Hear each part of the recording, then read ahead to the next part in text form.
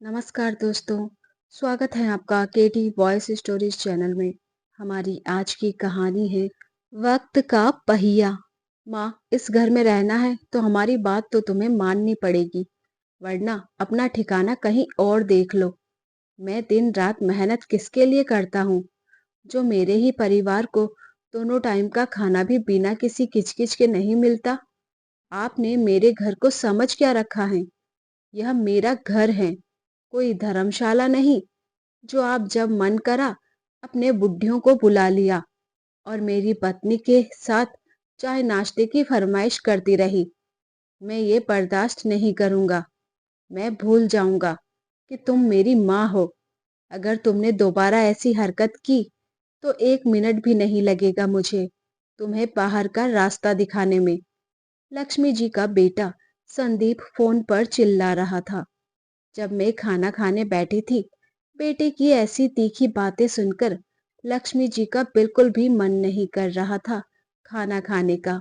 इसलिए खाना थाली में ही छोड़कर जब उठने लगी, तब बहू अंजलि तो मानो उनके ऊपर खा जाने वाली रोड लिए तैयार खड़ी थी। उसने शेरनी की तरह गरजते हुए कहा, क्यों माँ जी? जब खाना खाने का मन नहीं था तो पहले ही क्यों मना नहीं करा? अब जब खाना खाने बैठ गई हो तो पूरा खाना खाकर ही उठो, वरना कभी खाना नहीं दूंगी। फिर बैठे रहिएगा भूखे प्यासे। बैठे बैठे चारपाई तो तोड़ती रहती हैं और अनाज का नुकसान भी करती रहती हैं। जब खुद दिन रात कमाती ना, तब पता चलता कि पैसे कैसे कमाए जाते हैं। चुपचाप बैठकर खाइए, वरना यही खाना कल सुबह भी मिलेगा, चाहे वह खराब हो या अच्छा रहे, आपको खाना ही पड़ेगा। लक्ष्मी जी अपनी आंखों में आंसू लिए फिर सारा खाना खाने लगी। दूसरे दिन सुबह लक्ष्मी जी सोकर उठी तो उन्हें बहुत ही कमजोरी महसूस हो रही थी। वह अपने कमरे से बाहर आई। तभी उन्होंने बहू से कहा, बहू, मुझे बहुत कमजोरी महसूस हो रही है, क्या तुम मेरे लिए चाय? अभी लक्ष्मी जी की बात पूरी भी नहीं हुई थी कि बहू अंजलि उन पर भड़कते हुए बोली, माँ जी, मैं नहाने जा रही हूँ और यह क्या चाय चाय लगा रखा है दिन भर? बस चाय पी पी कर बर्तन सिंक में इकट्ठे करती रहती हो। पता है कितना साबुन सोडा लगता है बर्तन धोने में? लेकिन नहीं, तुम्हें तो बस पैसे बर्बाद करना है। कर लो। इतना सुनकर लक्ष्मी जी पूरी तरह से टूट चुकी थी। अपने बेटे और बहू के रोज रोज के झगड़े से परेशान होकर लक्ष्मी जी अपने कमरे में जाकर अपना बैग निकालने लगी। उसमें अपने कुछ कपड़े रखे और उदास मन से अपने पति की तस्वीर उठाई और बोली, कितने नाजों से पाल पोस कर बड़ा किया था हमने अपने इकलौते लाडले बेटे को। कहते हुए वह रो पड़ी, परंतु फिर सोचने लगी कि नहीं नहीं, यह कमजोर पड़ने का वक्त नहीं है।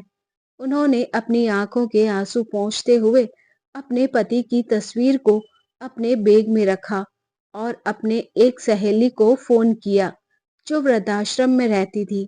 भरे गले से उन्हें बताया कि अब वो भी वृद्धाश्रम में ही रहना चाहती हैं।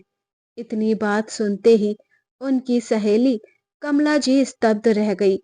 उनके पास कुछ पूछने के लिए कोई शब्द ही नहीं बचे थे। लक्ष्मी जी ने केवल इतना ही कहा कि मैं रोज रोज की किचकिच से परेशान हो गई हूँ और 1 घंटे में तुम्हारे पास पहुंच रही हूँ। जिस समय भी अपना घर छोड़कर अपना बैग लेकर निकलने लगी, तब उन्होंने देखा कि उनके बेटे बहू अपने कमरे में बैठकर चाय स्नैक्स का आनंद ले रहे थे। परंतु दोनों में से किसी ने नहीं पूछा कि आप यह सामान लेकर कहाँ जा रही हैं, और ना ही किसी ने उन्हें रोकने की कोशिश की। रोज रोज की अपमान और जिल्लत भरी जिंदगी से परेशान होकर लक्ष्मी जी वृद्धाश्रम पहुंच गई। थोड़े ही समय में उनके वृद्धाश्रम में बहुत ही सहेलियां बन गई, क्योंकि वह बहुत ही मिलनसार स्वभाव की महिला थी। वह सबके साथ हाल चाल बांटती और बातें करती। रोज सुबह सैर और एक्सरसाइज भी करती। धीरे धीरे लक्ष्मी जी को आश्रम में ही अच्छा महसूस होने लगा। घर की अपेक्षा उन्हें वृद्धाश्रम सुकून दे रहा था। सभी लोग एक साथ खाना खाया करते थे, जबकि घर में रोज के क्लेश से लक्ष्मी जी का हृदय छलनी हो गया था। हमेशा अपने पति की तस्वीर से बातें करते हुए कहती थी कि तुम तो मुझे पहले ही छोड़कर चले गए, परंतु उस बेटे ने भी मेरा साथ नहीं दिया जिसके लिए हमने कभी अपना रात दिन एक किया था। एक दिन लक्ष्मी जी वृद्ध आश्रम के प्रांगण में टहल रही थी। तभी देखा आश्रम के बाहर एक कार आकर रुकी। वृद्ध आश्रम के सभी लोग उस कार की ओर देखने लगे और सोचने लगे कि आज फिर से कोई अभागा बुजुर्ग इस वृद्ध आश्रम में आया है, जिसने न जाने कितने जतन से अपने बच्चों को पाल पोस कर पढ़ा लिखा कर बड़ा किया होगा। आज फिर ऐसा कोई आंखों में आंसू लिए इस प्रांगण में प्रवेश करेगा। कार से एक नौजवान लड़का उतरा और उसके बाद एक औरत, जो शायद उसकी माँ थी, उसका हाथ पकड़कर बाहर निकालने लगा। उस औरत की उम्र लगभग 70 साल के करीब रही होगी। सर पर पल्लू होने के कारण उसका चेहरा ठीक ढंग से नजर नहीं आ रहा था। थोड़ी ही देर में कार से करीब 30-35 वर्ष की एक अन्य महिला उतरी, जिसके हाथ में एक बैग था। उस महिला ने वह बैग उस बुजुर्ग औरत के हाथ में थमाया और उनसे कुछ बात कहने लगी। वह बुजुर्ग औरत चुपचाप उस महिला की बात सुन रही थी। फिर वापस वे दोनों कार में बैठकर चले गए और बुजुर्ग महिला वृद्ध आश्रम के बाहर कुछ देर तक वैसे ही खड़ी रही और फिर भारी मन से अपने आंसू पोंछते हुए वृद्ध आश्रम में आ गई। लक्ष्मी जी की ओर देखते ही अपने सिर के पल्लू से अपने चेहरे को छुपाने लगी और फिर बिना कुछ कहे अंदर की तरफ चली गई। तब लक्ष्मी जी के साथ खड़ी एक बुजुर्ग ने कहा, आज फिर से एक माँ की ममता तार तार हो गई। फिर से एक माँ के सपने को चकनाचूर कर दिया गया। लक्ष्मी जी बार बार उस महिला के चेहरे की ओर देखे जा रही थी। उन्हें लगा कि जैसे वह उस महिला को जानती हैं, लेकिन वह पूरी तरह समझ नहीं पाई कि वह महिला कौन है। अक्सर लक्ष्मी जी से वह महिला अपने पल्लू से क्यों अपने आधे से ज्यादा चेहरा छुपा कर रखती थी। लेकिन एक दिन जब वह महिला बागवानी के काम में लगी हुई थी, तब लक्ष्मी जी उस समय टहलने के लिए निकली। बागवानी करते करते उस महिला के सर से पल्लू उतर गया और लक्ष्मी जी ने उस महिला का चेहरा देखते ही उनके पैरों तले जमीन खिसक गई। ना जाने कितने सवालों ने उनके दिमाग को घेर लिया। इस समय उनकी एक सहेली भी उनके पास आई और बोली, खाना खाने का समय हो गया है, तुम कहाँ घूम रही हो और इतनी गुमसुम क्यों हो? सभी लोग नाश्ते की मेज पर मौजूद थे, लेकिन तुम नहीं थी, इसलिए मैं तुम्हें बुलाने आ गई हूँ। क्या बात है, कोई परेशानी है क्या? अरे नहीं, कुछ भी नहीं। थोड़ा टहलने के लिए बाहर निकल आई थी। बस मैं आ ही रही थी। खाने के कमरे में बैठने के बाद भी लक्ष्मी जी की नजर बार-बार शांति देवी जी को ढूंढ रही थी। वह उनसे पूछना चाहती थी कि आखिर ऐसा क्या हुआ कि उन्हें यहाँ आने की नौबत आ गई। उनका तो भरा पूरा परिवार था और हमेशा कहती थी कि वह अपने बेटे बहू के साथ बहुत खुश हैं। फिर आज ऐसा क्या हो गया? लक्ष्मी जी उधर ही किसी व्यक्ति से पूछती हैं कि 2 दिन पहले जो एक महिला वृद्ध आश्रम में आई थी, वह आज खाना खाने नहीं आई है क्या? उन्होंने बताया, वह माताजी आज बहुत दुखी हैं, इसलिए उन्होंने खाना खाने से मना कर दिया है। परेशान भी क्यों ना हो, आखिर जो उनके बेटे बहू ने उनके साथ किया है, ऐसा तो कोई दुश्मन के साथ भी ना करे। वह बार बार अपने घर को याद कर रही हैं। सुबह से अपने कमरे में बैठी रोए जा रही थी, इसलिए उनका ध्यान भटकाने के लिए उन्हें बागवानी करने का काम दिया गया है। यह सब सुनकर लक्ष्मी जी का मन परेशान हो गया। वह जानना चाहती थी कि आखिर शांति देवी के साथ हुआ क्या है। इसलिए थोड़ी ही देर बाद में शांति देवी के पास गई। लक्ष्मी को अपने सामने खड़ा देखकर शांति देवी थोड़ा परेशान सी हो गई। तभी लक्ष्मी जी ने कहा, मैं जानती हूँ कि आपने मुझे पहचान लिया है, लेकिन क्या मैं जान सकती हूँ कि आप इस हालत में कैसे पहुंची? शांति देवी ने कुछ नहीं कहा, परंतु उनकी आंखें आंसुओं से भर गई थी। यह देखकर लक्ष्मी जी और भी अधिक परेशान हो गई। उनका दिल किया कि जोर जोर से चिल्लाकर इस दुनिया से पूछे कि क्यों बुढ़ापे में बूढ़े माँ बाप को पुराने सामान की तरह निकालकर बाहर फेंक दिया जाता है। क्यों बूढ़ों को कोई आत्मसम्मान नहीं मिलता है। अपने ही विचारों में लक्ष्मी जी वृद्धाश्रम के प्रांगण में टहल रही थी कि अचानक उनका पैर क्यारी के किनारे से टकराया और वह गिरते गिरते एक पेड़ को पकड़कर संभल गई। तभी पास से गुजर रहा वृद्धाश्रम का कर्मचारी कहता है, अम्मा जी आप ठीक तो है ना? कहीं चोट तो नहीं लगी? अपना पैर दिखाइए। अगर लगी हो तो मैं अभी के अभी पट्टी कर देता हूँ। लक्ष्मी जी कहती हैं, अरे नहीं बेटा, कुछ ज्यादा चोट नहीं है, मामूली सी खरोच है, ठीक हो जाएगी। इतना कहते हुए लक्ष्मी जी प्रांगण में ही रखे बेंच पर जाकर बैठ गई, पर कुछ महीने पहले घटी एक घटना को याद करने लगी, जब वह बाथरूम से फिसलकर गिर गई थी और उनके पैरों में ज्यादा चोट लग गई थी। उनकी बहू अंजलि उस चोट को देखकर भी अनदेखा करके अपने काम में लगी रही और उनका बेटा संदीप चिल्लाकर बोला, क्या संभल कर काम नहीं कर सकती? मुझे तो समझ में नहीं आता कि आप इतनी हड़बड़ी में क्यों रहती हैं। कोई काम ठीक से करना नहीं आता क्या? जब देखो चोट लगाकर बैठ जाती हो और हमारा काम ही बढ़ाती रहती हो। अगर कोई काम नहीं होता तो मत किया करो। आराम से अपने कमरे में क्यों नहीं बैठती? पूरा दिन इधर से उधर घूमती रहती हो। उसे इतना भी नहीं बन पाया कि अपनी माँ का हालचाल पूछे या चोट पर मरहम पट्टी करे। एक दिन जब लक्ष्मी जी का चश्मा टूट गया तो अपने बेटे से कहने लगी, बेटा मेरा चश्मा ठीक करा देना, टूट गया है, ठीक से दिखाई नहीं देता।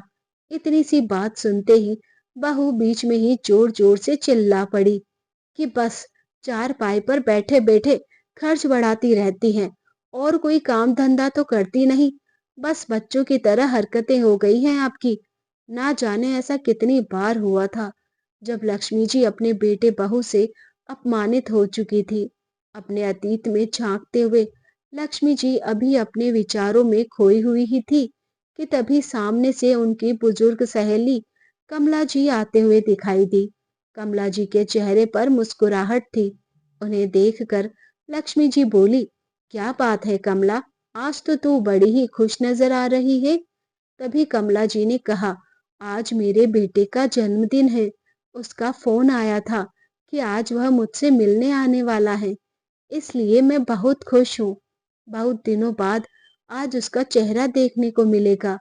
कमला जी की बातें सुनकर लक्ष्मी जी कुछ परेशान सी हो गई और अपनी सहेली से बोली, जिस बेटे ने तुम्हारी यह हालत कर दी, तुम्हें वृद्ध आश्रम में छोड़कर चला गया, साल में केवल कुछ देर के लिए तुमसे मिलने के लिए आएगा, तुम उस बेटे के लिए खुश हो रही हो? तभी कमला जी बोली, मैं तो इसी बात से खुश हूँ कि कम से कम मेरा बेटा मुझसे मिलने तो आ रहा है। मेरे लिए यही बहुत बड़ी बात है। लेकिन लक्ष्मी जी उनसे नाराज होकर उनकी बात को बिना सुने अपने कमरे में जाकर बैठ गई। सोचने लगी कि यह किस्सा केवल मेरे साथ या शांति देवी के साथ ही नहीं है। वृद्धाश्रम में रहने वाले हर एक बुजुर्ग की कोई ना कोई कहानी है और सभी की जिंदगी में वृद्ध आश्रम में रहने के पीछे कोई ना कोई वजह जरूर है। बिना किसी वजह के अपनी मर्जी से कोई वृद्ध आश्रम नहीं आता। जब तक एक व्यक्ति अंदर तक भर नहीं जाता, तब तक वह यहाँ आने के लिए मजबूर नहीं होता।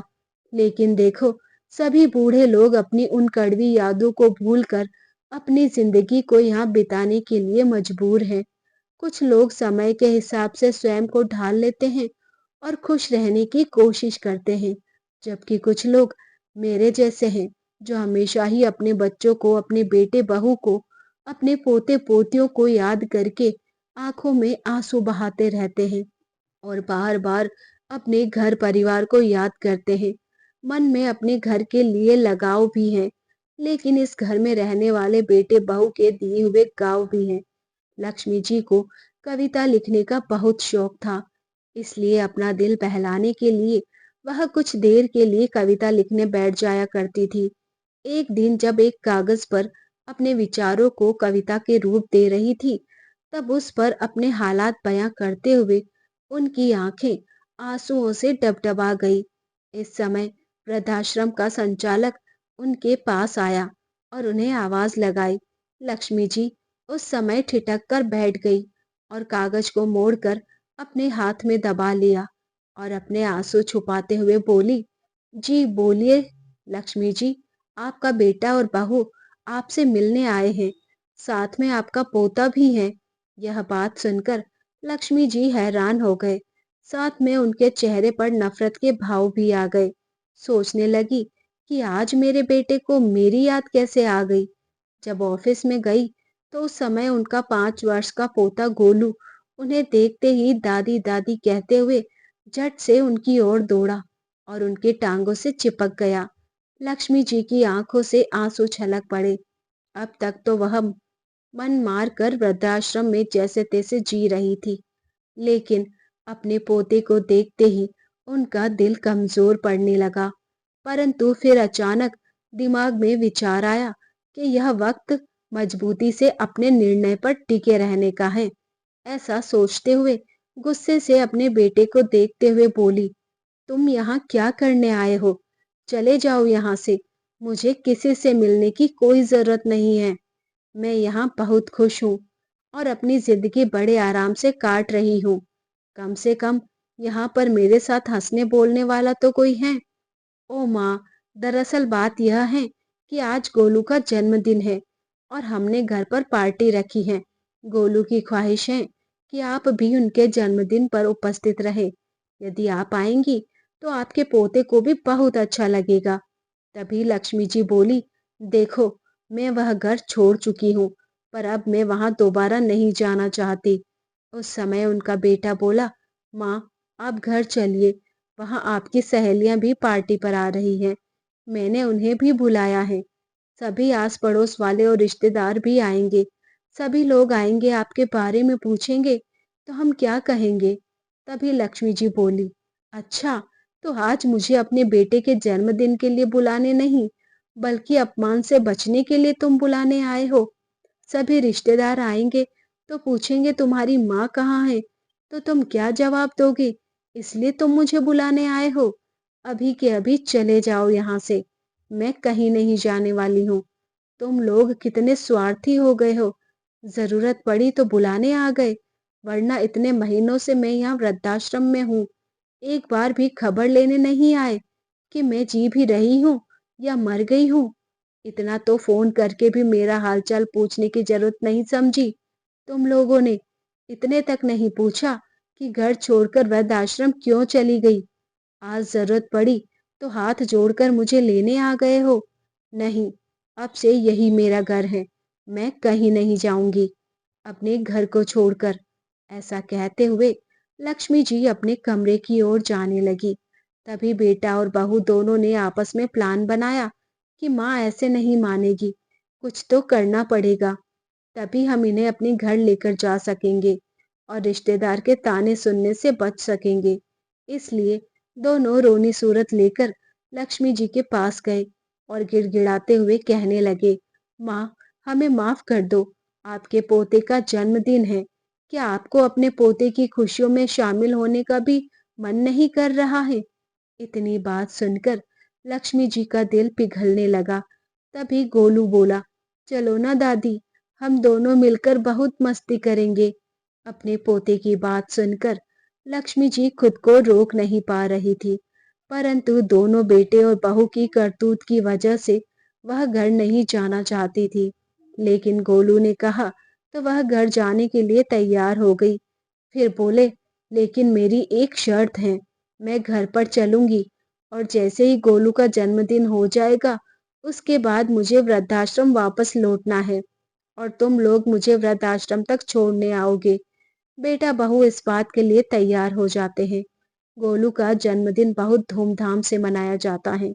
सभी रिश्तेदार और पास पड़ोस के लोग बहुत अच्छे से मिलते जुलते हैं।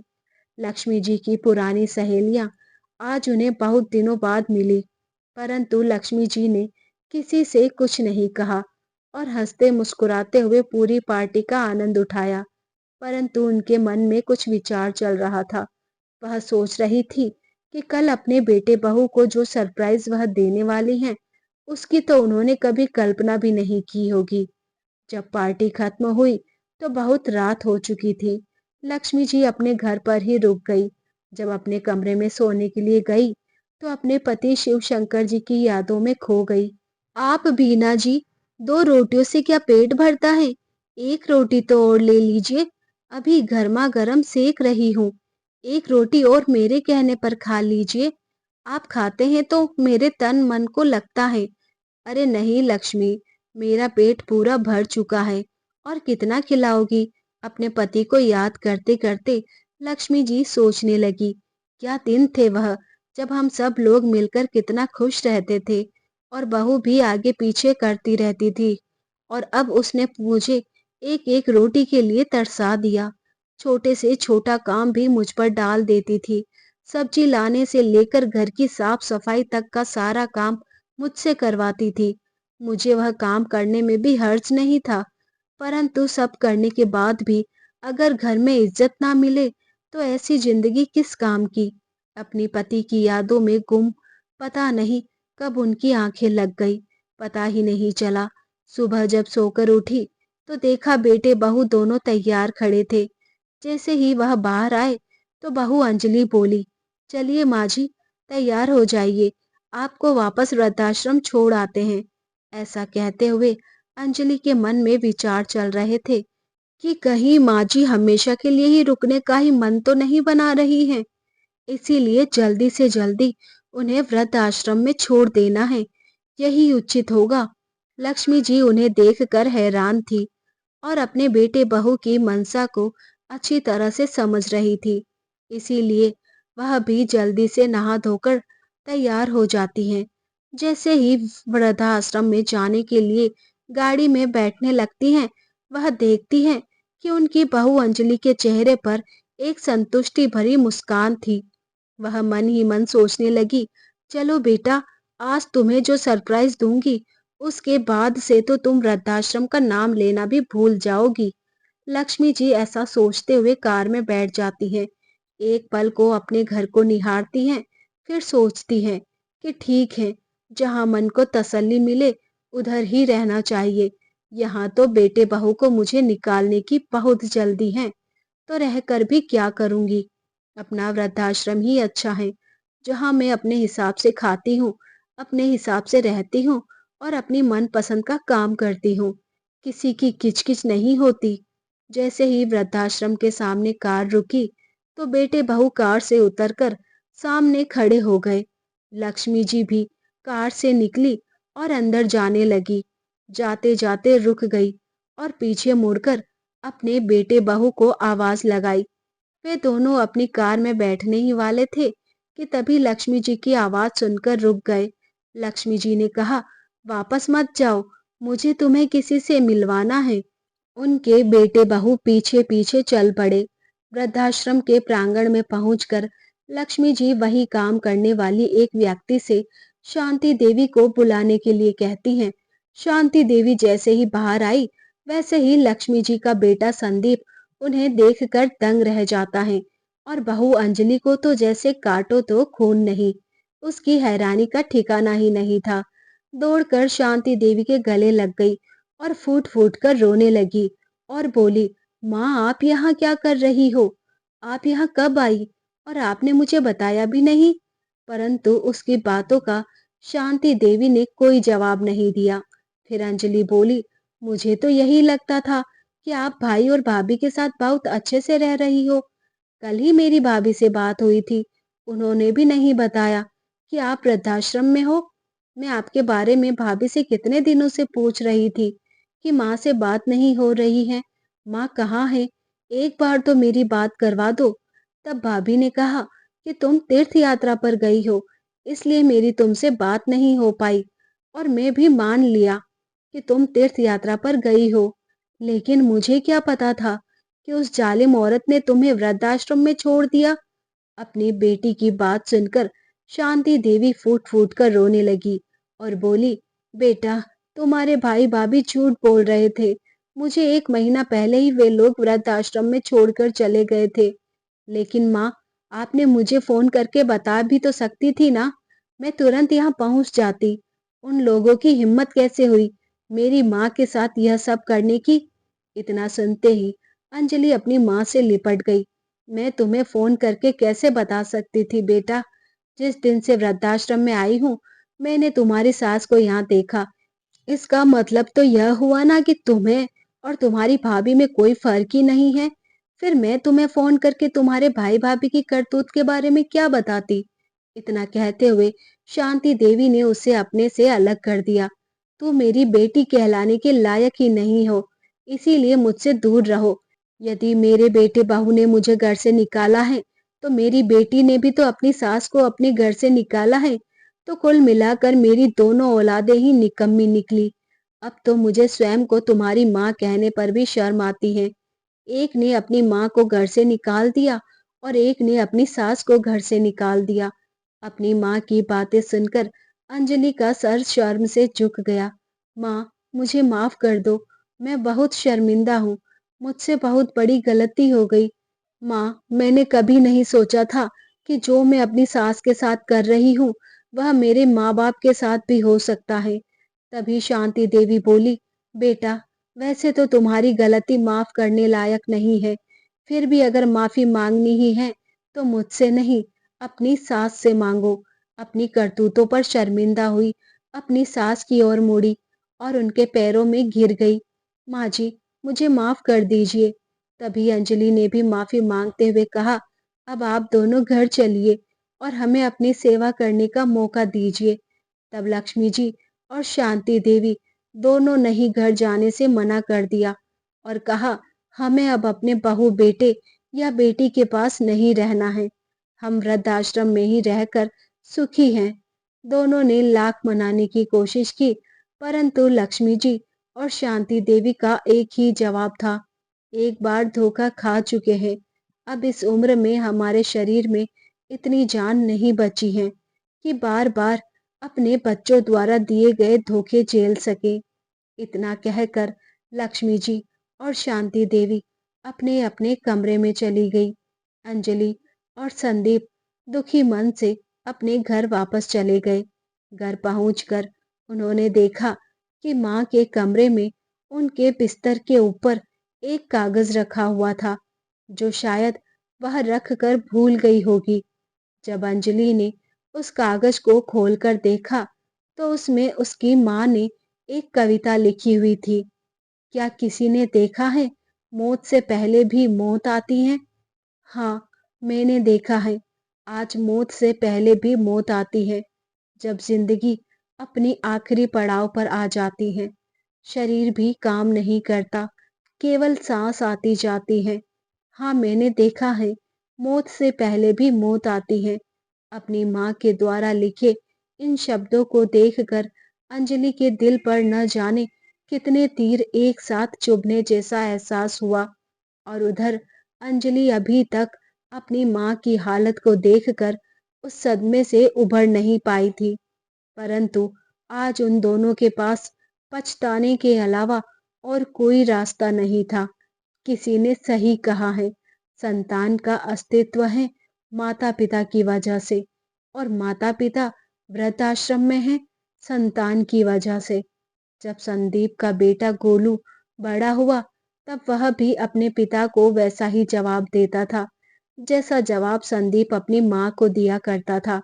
और जब संदीप या अंजलि उसे समझाते कि हमने अपना खून पसीना एक करके तुम्हारे लिए कितना कुछ किया है, उसकी कदर किया करो, तो वह कहता, यह तो हर माता पिता का फर्ज है। आप लोगों ने कौन सा अलग कर दिया। और एक दिन ऐसा आया कि गोलू को विदेश में नौकरी लगने के लिए संदीप ने अपना वह घर भी बेच दिया था, यह सोचकर कि उनका बेटा अच्छा पैसा कमाने लगेगा तो उन्हें सुखपूर्वक रखेगा।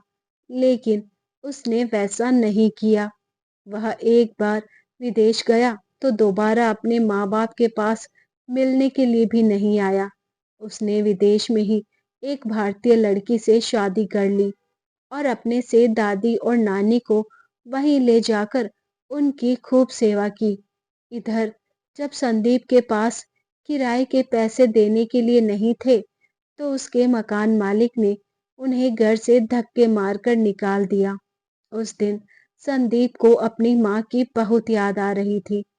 जब वह दोनों भटकते-भटकते उस वृद्धाश्रम में पहुँचे और अपने माता के बारे में पूछा, तो उन्हें बताया गया कि उनका पोता गोलू उन्हें अपने साथ विदेश में लेकर चला गया। अब वह हर सप्ताह वीडियो कॉलिंग में हमसे बातें करते हैं। संदीप और अंजलि को अपने किए पर बहुत अफसोस हो रहा था। अब लक्ष्मी और शांति देवी ने सप्ताह के आखिरी दिन, रविवार के दिन, जब गोलू की छुट्टी थी, तो वीडियो कॉलिंग की और उसमें अपने बेटे बहू और बेटी दामाद को देखकर और गोलू अपने माँ-बाप को देखकर दंग रह गया। अपने माँ बेटे को देखकर संदीप और अंजलि की आंखों में भी आंसू आ गए।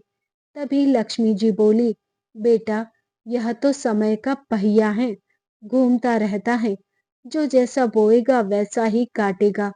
इसमें हैरान होने वाली कोई बात नहीं है। अब तुम भी सुखपूर्वक रहो अपनी असली उम्र में, अपने असली घर में। हम तो अपने पोते और पोते बहू के साथ बहुत खुश हैं। कहकर फोन काट दिया। संदीप और अंजलि एक दूसरे के आंसू पोंछने के अलावा कुछ नहीं कर सकते थे। तो दोस्तों, इस कहानी से आपको क्या शिक्षा मिलती है? कमेंट में ज़रूर बताएं। कहानी पसंद आए तो फिर वीडियो को लाइक करें, चैनल को सब्सक्राइब करें, बेल आइकन प्रेस करें ताकि न्यू स्टोरी का नोटिफिकेशन आपको मिल सके। मिलते हैं जल्दी एक नई कहानी के साथ। तब तक अपना ख्याल रखें। धन्यवाद।